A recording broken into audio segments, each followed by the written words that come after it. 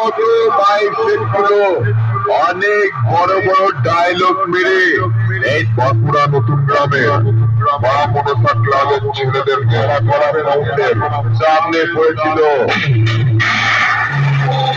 তারাদের নেড়ি কুত্তার মতো হারিয়ে এমন অবস্থা করেছি, বাইক রেখে তারা এখন টোটো চালাচ্ছে।